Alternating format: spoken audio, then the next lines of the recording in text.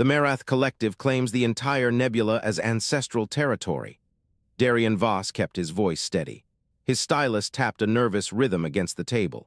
Across from him, a holographic map of the nebula rotated in the cold, recycled air. The nebula had a name, Merath. It glowed on the display in pale blue and green. It held the reason they had come. At the nebula's heart, a mineral deposit shone with a soft, translucent light. The mineral was Chiralite. Its unique properties made long-range transit possible. Without it, humanity's expansion would halt. Their journey had taken 3 weeks through slipspace. The transit felt like the deck dropping away and snapping back. The ship vibrated at a frequency that settled in the teeth. 3 weeks of that left the crew raw and restless. Captain Lyra Hart sat with her arms folded. Her scarred jaw was set at a patient angle. She had not moved in 4 minutes. Dr. Alara Wren rested her hands flat on the table. Her silver-streaked hair was pulled into a bun so tight it looked painful. They were both waiting for him to continue. Darian pulled up a survey display. Our scans confirm at least 17 concentrated chiralite deposits inside their boundary. We need access to even one for the slipstream program to remain viable. Captain Hart blinked once, and their position. They have agreed to talk. Darian opened a secondary display. Speaker Thalix is standing by on a diplomatic channel. They represent the collective's external voice. Then let us hear it, Hart said. Darian tapped the console. The hologram generator hummed at a low harmonic. It sounded like a struck tuning fork. Light coalesced into the form of a Merath. Speaker Thalix floated above the table. They were a tapered cylinder of translucent blue-gray flesh. A fringe of sensory cilia swayed along their top ridge. Bioluminescent spots pulsed in slow waves across their body. The translator unit on Darian's wrist converted the layered hum into flat standard. The Merath Collective acknowledges the human delegation. We have no interest in sharing the chiralite deposits. They belong to the collective by unbroken consensus. We offer trade and other resources instead. Darian kept his face neutral. He had expected this. We have reviewed the alternative resources you have offered. Helium-3, refined metals, rare earth elements. They are valuable, but they cannot replace chiralite for slipstream stabilization. Without it, our long-range transit capability collapses. Thalix swayed. That is your concern, not ours. Darian leaned forward. What about a long-term lease? We extract a limited amount over a defined period. The deposit remains under Merath ownership. The agreement ends on a predetermined date. The cilia stopped moving. The Merath Collective does not understand the concept of temporary ownership. An object is either held by consensus or it is not. There is no middle state. Our consensus has decided. The chiralite is not available. Dr. Wren spoke for the first time. Her voice was calm and measured. How many individuals contribute to a consensus decision? All who are present in the pool at the time of question. And if new information becomes available, can a previous consensus be revisited? Thalix paused. The bioluminescence dimmed slightly. Revisiting requires a new consensus, but the Merath Collective does not forget what it has already decided. The barrier to reversal is high. Captain Hart cut in. Her voice carried a flat weight, the sound of decades making hard calls. Speaker Thalix, is there any path to access the chiralite that does not involve war? 6 seconds of silence passed, a long hesitation by Merath standards. Darian counted them in his head. The Merath cilia swayed in a slow, deliberate pattern. When Thalix spoke, the layered hum carried a new note. It might have been uncertainty. The collective has not considered that question. We will return with an answer after consulting the pool. The hologram dissolved. The harmonic faded. Darian let out a breath he had not realized he was holding. He set the stylus down. He pressed his palms against the cool table surface. His hands were still restless. Dr. Wren folded her fingers together. The Merath Collective mind processes decisions differently than individual human cognition. Every question must go through the entire pool. That means slower response times, but absolute commitment once a decision is reached. They cannot be persuaded in the same way you would persuade a single person. So we cannot negotiate, Hart said. It was not a question. Not in the way we are used to. Their consensus does not allow for conditional offers or incremental deals. A proposal must be framed as a complete self-contained option. The pool can accept or reject it as a whole. Darian looked at the rotating hologram. The blue chiralite deposits glowed. He thought about what Thalix had said. The collective has not considered that question. They had not considered the possibility of a path without war. No Merath had ever asked them to. The framework did not exist, but frameworks could be built. While we wait for their answer, Darian said, we should survey the nebula's edge. The only deposits we have mapped are the major ones. There could be smaller clusters in the outer fringe, unclaimed, outside their territory. Hart studied him for a long moment. You think they missed something? I think we do not know what is there because nobody has looked. The Merath have had the nebula for centuries. They might not have surveyed the entire volume. They might not have needed to. And if we find a deposit on their side of the boundary, we do not touch it, we map it. We note the coordinates. We add it to the negotiation position. More information is always better. Hart unfolded her arms. She placed her palms on the table. Fine, we survey the fringe, strictly non-interference. No active scanning inside the Merath boundary. Dr. Wren set a course for the nebula's outer edge. Maximum sensor resolution. Passive mode only. Dr. Wren nodded. I will begin the calibration sequence. Darian felt a flicker of hope. It was not a solution. It was a direction, a path that might lead somewhere. He picked up the stylus again and began tracing patterns on the table's surface. The hum of the ship's systems filled the silence. Then the alarm sounded. It was a sharp, rising tone. It cut through the briefing room like a blade. Darian's heart jumped. He looked at the console. A new icon had appeared on the holographic map. A vessel, moving into the nebula's outer boundary from the galactic south. Identify, Hart snapped. Darian's fingers flew across the console. Hull signature matches Ironfield configuration. Single vessel, patrol class. They are not responding to hails. Dr. Wren's voice was steady. The Ironfield are not part of the Merath negotiation. They have no diplomatic ties with us. They are territorial by nature. They are known to defend their operating space aggressively. Hart's eyes were fixed on the map. Are they heading for the Chiralite deposits? They are on an intercept course for the central cluster, Darian said. Speed suggests they knew exactly where to go. The room went still. Darian could hear his own heartbeat. The Ironfield vessel moved through the holographic nebula with purpose.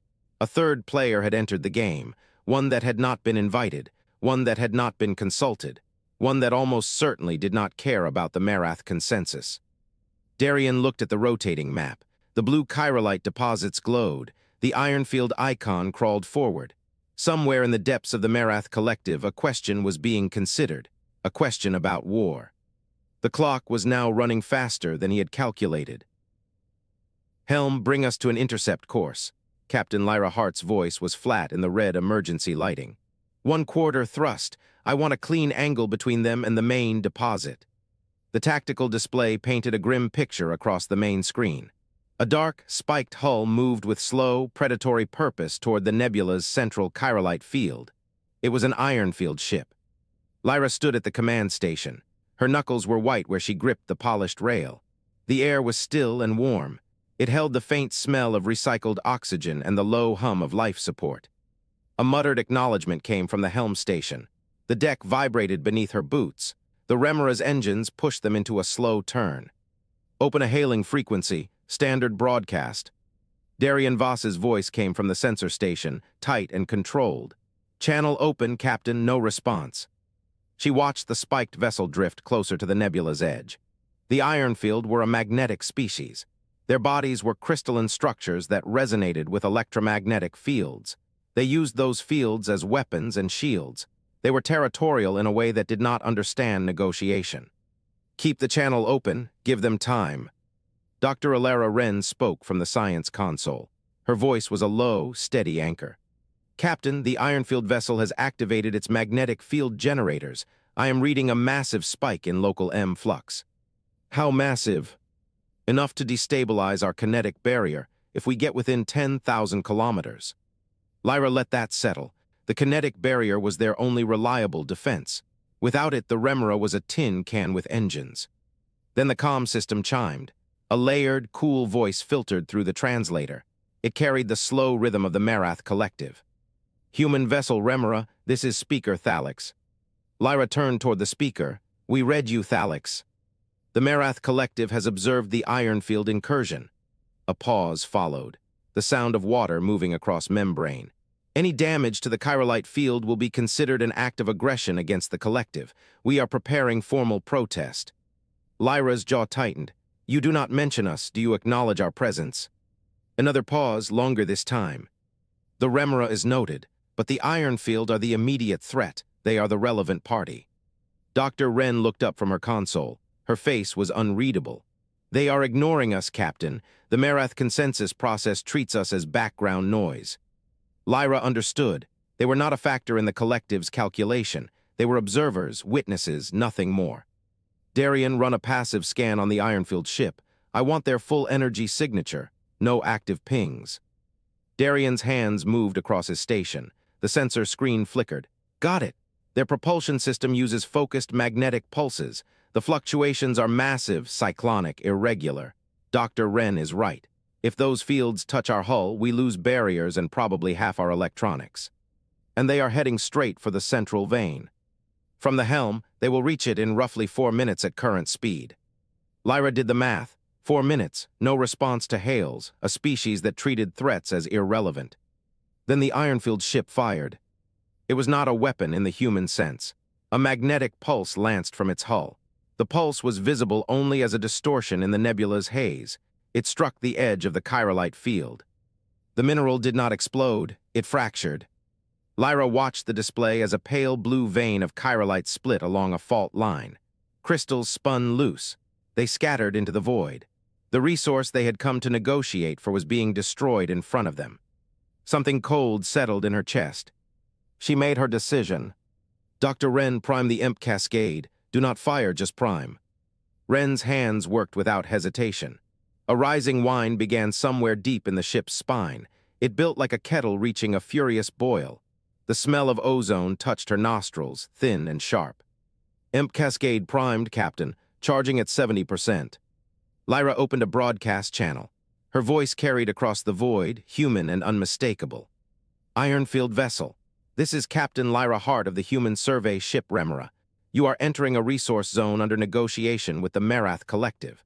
Your actions are destabilizing the local environment and destroying valuable material. Leave the nebula immediately or face consequences. She released the transmission. The silence stretched. Darian spoke quietly. They are rotating, bringing their bow toward us. The tactical display confirmed it. The spiked hull was turning, slow and deliberate. The pointed nose of the Ironfield vessel moved until it pointed directly at the Remora. They are accelerating. Lyra felt the vibration through the deck plates. A deep, resonant tone, not a hum, a growl. The Ironfield ship was coming. She looked at the EMP cascade status, charging at 82%. The whine grew louder, the air felt thinner. Captain, Dr. Wren said, if we fire the cascade, we disable the Ironfield vessel. But we lose our own systems for at least 30 seconds. That includes life support regulation and navigation. I know. The Ironfield ship is moving at a closing speed of 1,200 kilometers per second. 30 seconds is more than enough time for them to fire again. I know, Lyra repeated. She did not look away from the screen. The Ironfield ship was a black arrow against the pale nebula. It was larger. It was better armed. It had no reason to fear a human survey vessel. But she had given the warning. She had drawn a line. And now she had to hold it. The EMP cascade reached 93% charge. The whine was a physical pressure in her ears. The console beneath her hands was warm from sustained use. The smell of heated metal mixed with the ozone. Helm, bring us to full combat readiness. All non-essential systems to standby. Aye, Captain. She watched the Ironfield ship grow larger on the display. It was going to reach them in less than a minute. She had one card to play, and it would blind her for 30 seconds. She gripped the rail and waited. The Remora shuddered, not the smooth vibration of engines, but a deep wrenching twist that threw Darian against his safety harness. Red light slashed across the bridge. The damage alarms howled. He gasped. His hands found the sensor panel by memory alone. Burnt insulation, sharp and chemical, his nose filled with it. Darian blinked through the strobing red. The main display showed nothing but static. The Ironfield's magnetic lance had missed the hull by 30 meters, close enough to scramble every active sensor on the bow. He lost visual tracking. He lost radar. He lost everything. Switching to passive acoustic, he said. His voice sounded thin. He did not care. The panel flickered. A ghost image of the iron-filled vessel resolved through the hull vibrations, a jagged silhouette of crystalline structure, rotating slowly to bring its bow back on target. Lyra's voice cut through the noise, calm, flat. Helm tight turn to port, keep the EMP cascade pointed at the enemy. Port tight, the helmsman said, initiating. The remora groaned. Darian felt the turn in his stomach. The ship was not built for combat. She was a survey vessel, a diplomat's ride, a floating sensor platform with a single kinetic barrier and a pair of last-ditch weapons that also knocked out their own systems. They were outgunned and outclassed. The iron-filled ship was faster, more agile, and it had already proven it could destroy the Chiralite vein with a single pulse. Darian watched the acoustic display. The iron-filled's bow was still tracking them. It had not fired again, it was waiting. They're cycling their weapon, Dr. Wren called from the engineering station. Her voice was pitched higher than normal. I'm reading a power buildup in their forward array, magnetic lance recharging. Time, Lyra said. 3 seconds. Darian gripped the edge of his panel. 3 seconds was nothing. 3 seconds was a heartbeat. The second shot hit the remora's aft section. The concussion drove through the deck plates into his spine. Lights flickered and died, then came back dimmer. The hum of the kinetic barrier cut out. A low, grinding scream rose from somewhere behind them, metal tearing, atmosphere escaping. Kinetic barrier failed, Dr. Wren said. Hull breach in cargo bay 2, atmosphere venting. Darian pulled up the internal camera feed. A thin plume of frost was visible through the cracked plating. The breach was small, but small breaches grew. Seal that section, Lyra ordered. Already done, Dr. Wren said. Losing pressure in Bay 2, we've isolated it. Darian's eyes went back to the acoustic display. The iron field was turning again. It had a cycle.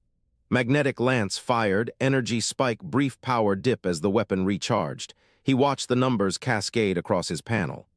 He counted the seconds. 14 seconds between shots. He checked again, 14 exactly. The Ironfield's weapon system drew heavily from its main power grid. The recharge window was fixed, predictable. He saw the pattern clearly. The Ironfield had a superior ship, but they had a fixed rhythm. They did not adapt. They executed the same sequence every time. Darian opened his mouth. His voice came out rougher than he expected.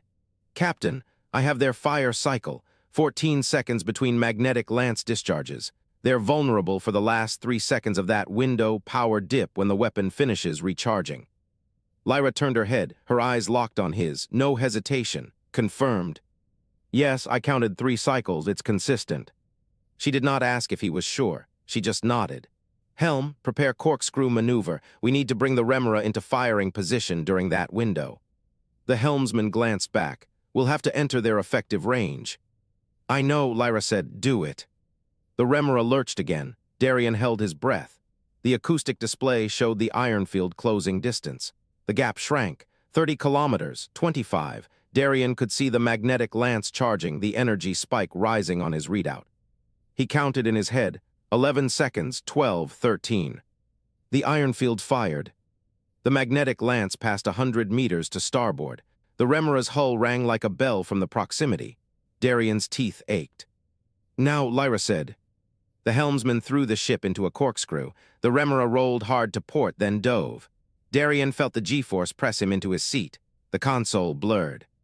14 seconds. The weapon was recharging. The Ironfield's power signature dipped. Imp cascade, Lyra said. Fire. Darian slammed his hand on the activation panel. A wave of electromagnetic disruption washed from the remora's emitters. The lights on the bridge died completely. The hum of the deck plates stopped. For one long second, the ship was blind and dead. Then the lights returned. The hum resumed. Darian pulled up the tactical feed. The Ironfield ship was drifting. Its weapons flickered, then went dark. Its magnetic field collapsed into a faint shimmer around the hull. Silence on the bridge. No one breathed. 5 seconds. The Ironfield was defenseless. Lyra keyed the broadcast channel. Her voice was flat and cold. Ironfield vessel, withdraw from the nebula. Withdraw now or we fire another EMP cascade. You have no shields. Your weapons are offline. The next shot will scuttle you. The Ironfield ship hung motionless for 10 seconds. Then its bow slowly rotated away from the remora. Its engines pulsed. It began to retreat, sliding back into the black of the nebula's outer edge. Darian let his head fall back against the headrest. His hands were shaking. He did not remember when they had started. "Damage report," Lyra said. Dr. Wren's voice came through, steadier now. "Cargo Bay 2 is sealed. Atmosphere loss contained. Kinetic barrier is offline.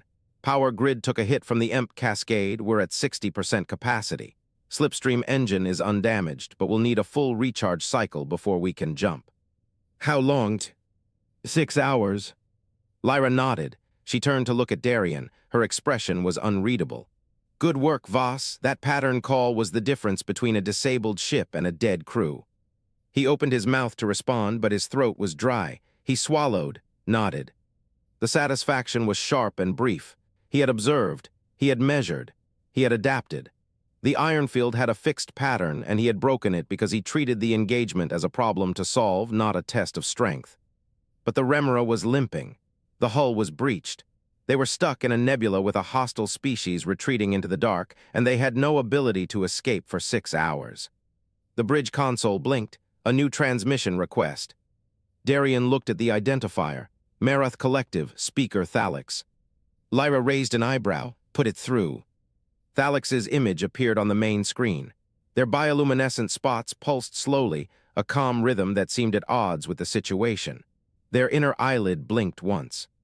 "Captain Hart," Thalix said, "the Collective has observed your engagement with the Ironfield vessel. Your combat capability exceeds initial assessments." Lyra said nothing. Thalix continued, "The Collective has revised its proposal. We request a face-to-face meeting inside the nebula. Your ship will be granted safe passage. We believe a direct discussion will be productive." Lyra's jaw tightened. "Inside the nebula." "Yes." She looked at Darian. Her eyes asked a question he could not answer. Darian looked at the acoustic display. The Ironfield ship was still retreating, a fading silhouette against the void. The Remora was wounded and trapped. And Thalix was waiting for an answer. The human encounter with the Ironfield played through the collective memory. Thalix floated in the gelatinous pool. Cilia spread wide to taste the chemical residue of recent events. Every measurable metric had favored the crystalline species. The Ironfield vessel mounted weapons designed for void combat. Its hull could absorb kinetic impacts. A human ship would shatter against such force. Its crew operated as a single magnetic consciousness. There was no hesitation between thought and action. The humans had none of these advantages. Their ship was a survey vessel converted for diplomacy. Their weapons were jury-rigged and untested. Their crew was a mix of specialists. They had never fought together before. Yet the Ironfield ship now drifted in silence. Its systems were dark. Its crew was locked in confusion. Thalix pulsed a query into the collective pool. The answer came back as a wash of uncertainty shared across millions of minds. No consensus had formed. The event defied their models. Perhaps the humans possessed hidden weapons, a contingency not displayed during the initial diplomatic contact. This was the most comfortable explanation. It allowed the Merath to categorize the humans as a known threat type, a species that concealed its capabilities until engagement. But the sensor data did not support this theory.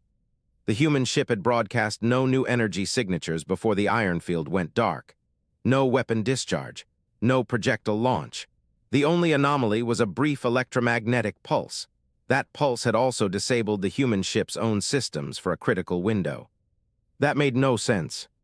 A weapon that disarmed its user was not a weapon. It was a sacrifice. The Merath Collective did not understand sacrifice. Sacrifice required an individual to accept harm for a collective benefit. But the human crew had accepted the risk as individuals, not as a single organism. Perhaps they were simply irrational. Perhaps they were lucky. Neither theory satisfied the collective. The hum of distant thunder that was the Merath consensus mind grew slightly louder, slightly more agitated. Millions of minds trying to find a pattern where none existed. The sensory cilia on Thalix's upper fringe detected a shift in the chamber's chemical composition. Ozone, synthetic fibers, the sharp tang of human perspiration processed through environmental systems. The humans were coming. Thalix rotated slowly in the pool. They oriented their primary sensory face toward the chamber's entrance. The translucent wall irised open. Two figures stepped through. They were difficult to look at. The environmental suits distorted their natural forms. Fluid motion became a series of jerky transitions. Joints moved against hard surfaces. Their faces were hidden behind transparent masks. The masks fogged and cleared with each breath. Thalix could taste their presence but could not parse its meaning. The humans stopped at the edge of the pool. The shorter one, the female Dr. Wren, stood still. Her head turned slowly to scan the chamber. The taller one, Darian Voss, stepped forward first. He did not ask for permission. He did not wait for Thalix to initiate the ritual of greeting. All diplomatic species eventually learned to perform the ritual. He simply spoke. "Speaker Thalix, the Remora needs Chiralite to repair its slipstream engine. We have analyzed the damage. Without a stable catalyst source, we cannot leave this system for at least 6 months." Thalix blinked their inner eyelid. The statement was direct. It lacked the preamble of consensus-building Merath communication required. "We offer a trade," Darian Voss continued.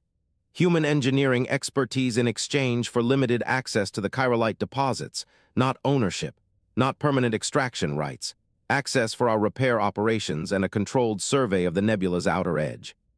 Thalix pulsed a query into the collective pool. The answer came back as solid consensus. This was a known situation. The Merath had encountered species who attempted reciprocal trades before. The response was always the same. "The collective does not engage in reciprocal trades. We share within the pool. Outsiders must either join the collective or operate outside it. There is no third path." Dr. Wren stepped forward. Her movement was slow and deliberate. She seemed to calculate each centimeter of displacement. Her voice came through the mask with a slight electronic distortion. "Do you learn?" The question stopped the conversation. Thalix did not understand what was being asked. They pulsed a query. The collective responded with confusion. The words were simple, the meaning was not. "Do you learn?" Dr. Wren repeated. "As a species, do you improve your technology over time? Do you develop new methods, new tools, new ways of thinking that are more effective than what came before?" Thalix considered the question from every angle they could access. "Yes, but slowly. New knowledge is integrated through consensus. The collective pool absorbs data, refines it, distributes it. The process takes generations. One lifetime is not enough to implement meaningful change." Darian Voss went very still. His body stopped moving entirely for a fraction of a heartbeat. Thalix had learned to recognize this. It was a sign of intense internal processing, the human equivalent of a deep query into their own limited collective. He spoke again. "Let us show you a different approach. A trial. Let human engineers work alongside Merath researchers for a set period. 7 days. If we improve the Chiralite extraction rate by any measurable amount, you grant us limited access to the deposits for our repair operation." Thalix pulsed the proposal into the pool. The collective's response was not consensus. It was something rarer, curiosity. No species had ever proposed improving a process during negotiation. They arrived with fixed offers. They demanded fixed outcomes. They treated negotiation as a static exchange of predetermined values. These humans treated it as a starting point. The collective consulted for a long moment. Millions of minds weighed the variables. The risk was minimal. 7 days of observation cost nothing. The potential gain was unprecedented. Access to a species that improved itself in real time. The answer formed. "We agree to a 7-day trial. You will be watched closely.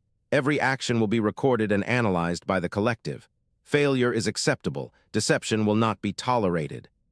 Darian Voss nodded once. He turned and walked toward the door without another word.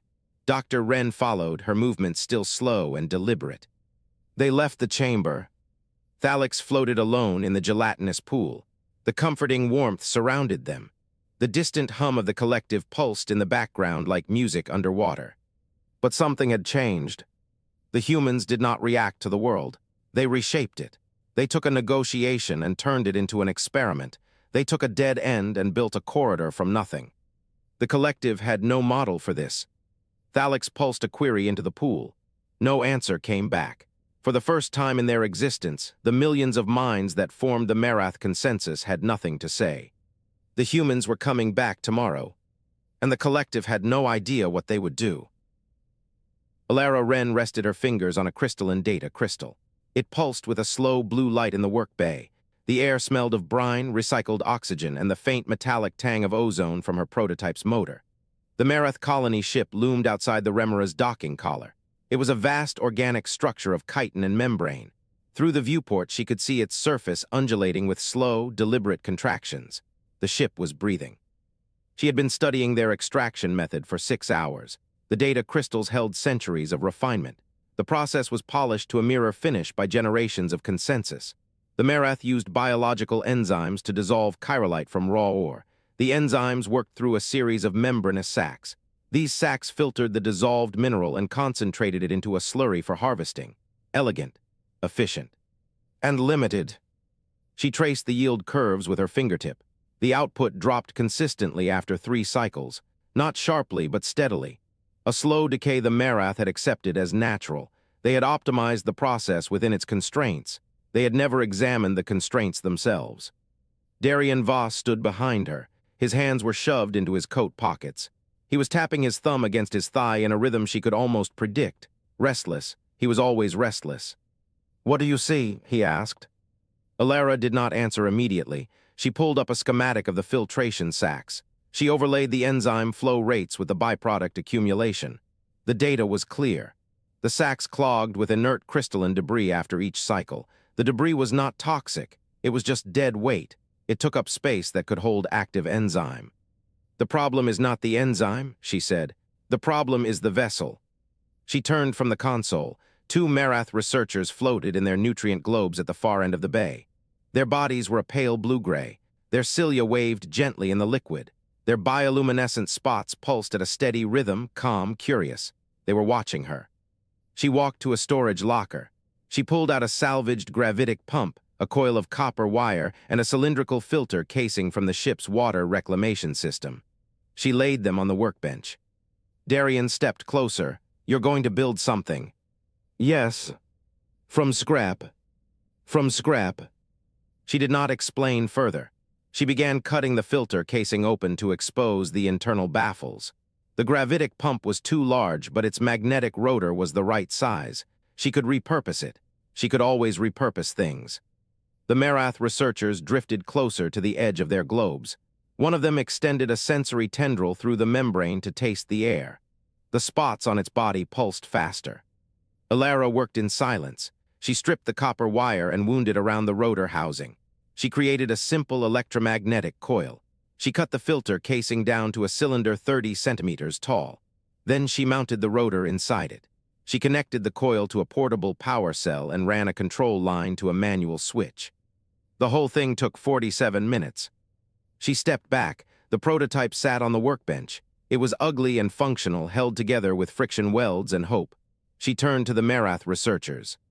"Does it not need to rest?" one of them asked. The voice came from a translator node on the wall, flat and precise. Alara shook her head. "Machines do not rest. They run until they break, and then we fix them." The researcher paused. Its cilia curled inward. It was a gesture she had learned to recognize as confusion. "You repair," it said. "You do not replace." "We do both, but repair is faster, cheaper. It means the machine learns its own weaknesses." The researcher said nothing. Its spots dimmed. Alara connected the prototype to a sample of the Merath enzyme solution. The solution was saturated with chiralite and clogged with byproduct. She flipped the switch. The rotor spun up with a low hum. The sound was raw and mechanical, utterly out of place in the quiet bay. Centrifugal force threw the byproduct against the outer wall of the cylinder. It separated from the enzyme. She let it run for 4 hours. At the end of the 4th hour, she measured the enzyme activity. The yield had increased by 12%. The byproduct was collecting in a removable tray at the bottom of the cylinder, dry and inert. She turned off the motor. The silence that followed was thick. The door at the far end of the bay hissed open. Speaker thalix floated through.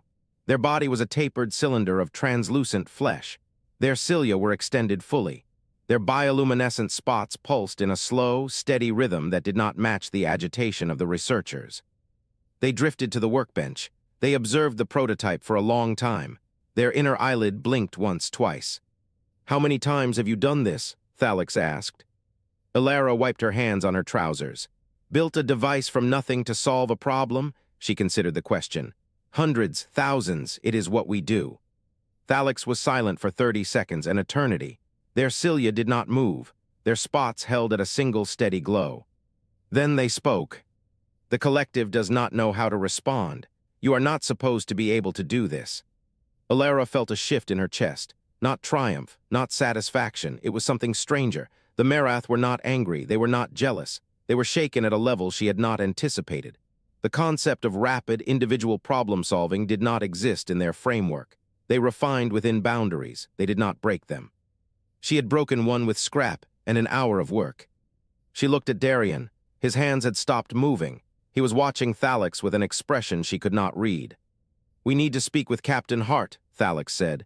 Their voice carried an edge now, a tightness that had not been there before. "The collective wishes to discuss a larger arrangement." Alara nodded. "I will call her." She reached for the wall comm. Her fingers were steady, but her mind was not. Something had changed. The Merath collective was in motion, and she did not know where that motion would carry them. She keyed the channel. "Captain Hart, this is Dr. Wren. Speaker Thalix is requesting a meeting." A pause, then Lyra's voice came, calm and crisp. "On my way." Alara turned back to the prototype. The motor was still warm. She could smell the ozone from the coil. The Merath researchers had retreated to the far end of their globes. Their spots had dimmed to near darkness. Thalix remained at the workbench, staring at the machine. Their cilia trembled. "We have never seen a problem solved this way," they said. "Not once in our entire recorded history." Alara did not know what to say to that, so she said nothing. She waited. The door opened and Lyra Hart stepped into the bay. She took in the scene with a single sweep of her eyes, the prototype, the Merath researchers, Thalix's trembling cilia. Her face did not change. "Speaker," she said, "you wanted to talk." Thalix turned to face her. Their spots surged with light, then dimmed. "The collective is in turmoil," they said. "You have shown us something we cannot process. We need to understand it." Lyra's scar pulled tight as she smiled. It was not a warm expression. "Then let's talk," she said. "I think we have a lot to discuss." The comm unit on the wall crackled. A voice from the bridge came through, urgent, clipped. "Captain, we have a problem. The Ironfield ship is moving again." Lyra's smile vanished. The pressure hit Darian first. Not physical, something deeper. A current pushing against the inside of his skull, like swimming too deep without equalizing. The Merath consensus chamber surrounded him on all sides, a sphere easily 200 meters across, its walls alive with floating bodies. Thousands of them. Each Merath hung suspended in the warm, brine-thick air, connected by strands of bioluminescent tissue that pulsed in slow, synchronized waves. Darian kept his hands still. He had learned that lesson. Restless hands made the Merath nervous. They read motion the way humans read facial expressions. Captain Hart stood 3 paces behind him, arms crossed, her scarred jaw tight. She had not spoken since they entered. She did not need to. Her presence was the message. Humans do not send their diplomats alone. Speaker Thalix floated at the center of the chamber, directly before Darian's platform. Their cilia were fully extended, catching the psionic current. The bioluminescent spots along their body flickered in a pattern Darian had learned to read as deep processing. Thalix spoke, the collective spoke. "The centrifugal separator has been tested and accepted. 12% yield increase confirmed by 7 independent Merath observers. Your engineer has succeeded where our methods reached their limit." Darian nodded, he waited. But the implications are larger than a single device. The hum in the chamber shifted. Lower, slower, the bioluminescent strands dimmed. Speaker Thalix drifted closer. "The collective has never seen a species that adapts faster than it can observe. We process all available information before reaching consensus. You process incomplete information, act on it, fail, and revise before we have finished our first analysis." Darian kept his breathing steady. The pressure in his skull increased. "We do not understand how this is possible." Darian met Thalix's gaze. The Merath had no eyes, but they sensed focus. He had learned that too. "What does that mean for the Chiralite agreement?" The chamber went silent, not quiet, silent. The thousands of Merath bodies stopped pulsing. The strands hung still. For a long moment, the only sound was the drip of condensation somewhere in the vast sphere. Thalix said, "The collective is reconsidering all its interactions with humans." Captain Hart stepped forward. Her boots rang against the metal platform. We are not a threat, we are a partner. Her voice carried, she had not raised it, she did not need to. You saw what we could do in 4 hours. Imagine what we could do in 4 years. The hum returned, not the slow pulse of consensus, something faster, agitated. The pressure in Darian's skull spiked and shifted, they were trying to read him. He could not stop them, he knew that. The psionic field of the Merath collective did not ask permission. It brushed against the surface of his mind like a hand passing over sand, looking for shapes. Darian closed his eyes. He focused on a single image. A child learning to walk. Small hands gripping a table edge, knobby knees wobbling. The child let go and took 1 step, 2 steps. Then the legs buckled and the child hit the floor, a pause, a cry cut short by stubbornness. The child pushed up again, grabbed the table, tried again. Falling, getting up, falling again, then running. Darian opened his eyes. The pressure receded slightly. Thalix said, "We see your history." Their voice carried something new, not confusion, a kind of wonder. You fail constantly. You build your entire civilization on repeated failure. That is alien to us. We perfect a method and we stop. We reach our peak and we hold it. You reach your peak and you ask what comes next. The silence stretched. Darian felt the words forming in his throat. He did not plan them. They arrived fully shaped like something that had been waiting. That is why you lost. Thalix's cilia drew back. Not lost to us, lost to the universe. You peaked, we have not. The words hung in the brine-thick air. Darian heard himself say them and realized he had just changed something. He did not know what, but something fundamental had shifted in the chamber. The psionic hum faded. Not stopped, faded. The pressure in Darian's skull dropped to a whisper. The thousands of Merath bodies went still. The strands connecting them dimmed to faint blue threads. Thalix drifted forward until they were close enough to touch. The collective has reached a new consensus. A pause, a long one. We will not fight you. We cannot predict you. We can only coexist or be consumed. We choose coexistence. Captain Hart exhaled. Darian had not realized she was holding her breath. The agreement took 3 hours to formalize. Merath protocol required every clause to be reviewed by at least 1,000 individual minds. But Darian did not mind the wait. The pressure in his skull was gone. The hum of the chamber had settled into something almost peaceful. The terms were simple. The Merath granted humans access to 1/4 of the Chiralite field. In exchange, humans would provide ongoing engineering assistance, not to improve Merath technology, but to help them adapt it, to help them learn how to iterate. It was not a treaty of equals. It was a treaty of mutual incomprehension. Darian signed on behalf of the human diplomatic mission. Thalix signed by bioluminescent imprint. The strands connecting the collective pulsed once, bright and synchronized, and the deal was sealed. Darian turned to leave. Captain Hart was already at the hatch, her hand on the release. Darian. Thalix's voice, private, directed only at him. He turned back. The collective is curious about one thing. The cilia swayed, the bioluminescent spots flickered. What happens when humans fail at something so completely that they cannot iterate? Darian opened his mouth, closed it. He did not know the answer. Thalix watched him for a long moment. Then they drifted back into the collective, their body merging with the strands, becoming indistinguishable from the thousands of others. Darian stood alone on the platform. The chamber hummed around him. The air tasted of brine and electricity. He walked to the hatch without looking back. But the question followed him. He stepped into the corridor and the hatch sealed behind him. Captain Hart was already walking toward the docking collar. She did not ask what Thalix had said. She did not need to. The look on his face told her everything. Darian followed her through the metal corridor, the deck plating cold under his boots. The question coiled in his chest like something alive. What happens when humans fail so completely that they cannot iterate? He had no answer, and that was the most terrifying thing he had ever realized. The mess hall was quiet. Soft light from the overhead panels cast long shadows across the tables. The air smelled of reheated coffee and recycled oxygen. Through the main viewport, the Merath nebula hung like a bruise of blue and green against the black. Darian Voss sat with his back to the bulkhead, both hands wrapped around a ceramic mug. The coffee was cold. He drank it anyway. Lyra Hart sat across from him, her chair tilted back on 2 legs. Her scar caught the light when she turned her head. She was not smiling, but the set of her jaw had softened. The tension that had lived in her shoulders for the past 3 days was gone. Alara Wren was at the next table, a data pad in front of her. She had not touched it in 10 minutes. Her eyes were on the nebula. The remora hummed around them, quiet patched running. Engineering had reported in an hour ago. The slipstream engine was fully charged, dark energy reserves at 94%. The crystal lattice showed no microfractures. They were ready. Darian set his mug down and pulled up the message he had been reading. It had arrived 30 minutes ago, relayed through the Merath colony ship's local network. It was from Thalix.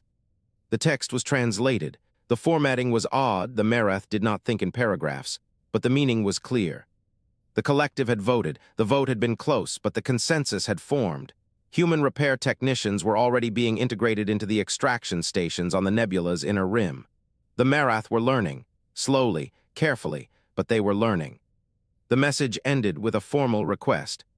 Please send a centrifugal separator design that does not require contact with organic membranes. We wish to construct our own. Darian read it 3 times. Lyra noticed. She set her chair down with a soft thump. She said, "What is it?" Darian pushed the datapad across the table. She picked it up. Her eyes moved across the screen. Then she let out a low chuckle. She said, "They are going to outsource their entire tech base to us within a decade." Alara looked up from the nebula. She said, "That is fine. We will give them designs."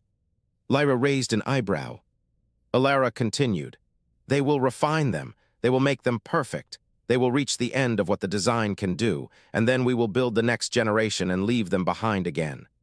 She said it flatly, not as a boast, just a fact. Darian leaned back. He thought about Thalix floating in that gelatinous pool, cilia rippling, bioluminescent spots pulsing with confusion.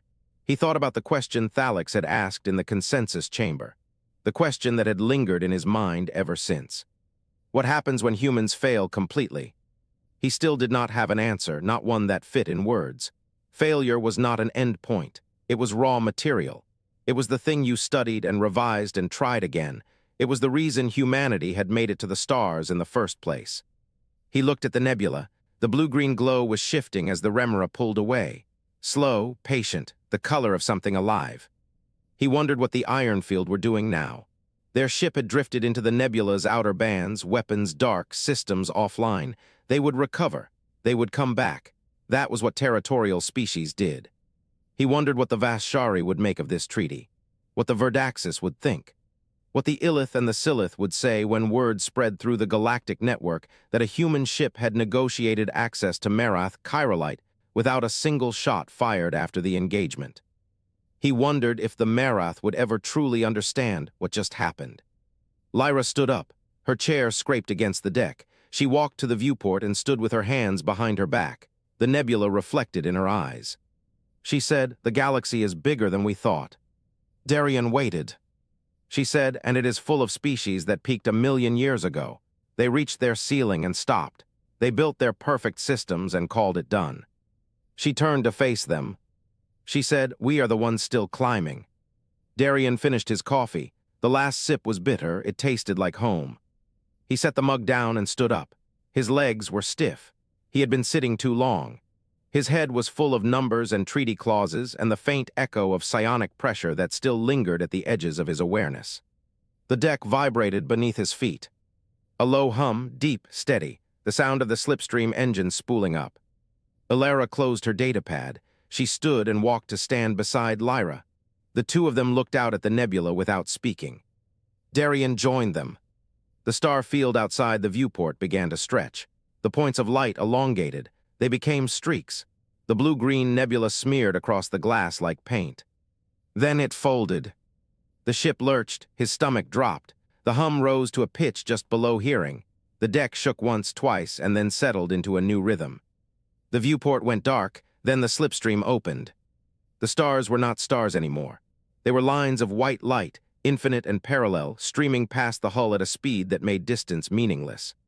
Behind them, the Merath Collective was beginning its first experiment in human-style iteration. Thalix would oversee the construction of the separator. The technicians would learn. The design would be refined. And then the Merath would hit the ceiling of what that design could do. And they would stop. That was their nature. But somewhere else in the galaxy, a human engineer would look at the same problem and see 6 different ways to solve it. She would try the first one. It would fail. She would revise. She would try again. She would fail better. She would keep going until the problem broke or she broke first. That was human nature. Darian watched the light stream past. He felt the vibration in his bones. He thought about the child learning to walk, the image he had projected in the consensus chamber, the falling, the getting up, the falling again. That was the answer to Thalix's question. What happens when humans fail? They get back up, they keep climbing. The universe learns to expect the unexpected. The slipstream hummed. The stars flowed past, and the remora carried its crew into the dark, still building, still breaking, still trying again.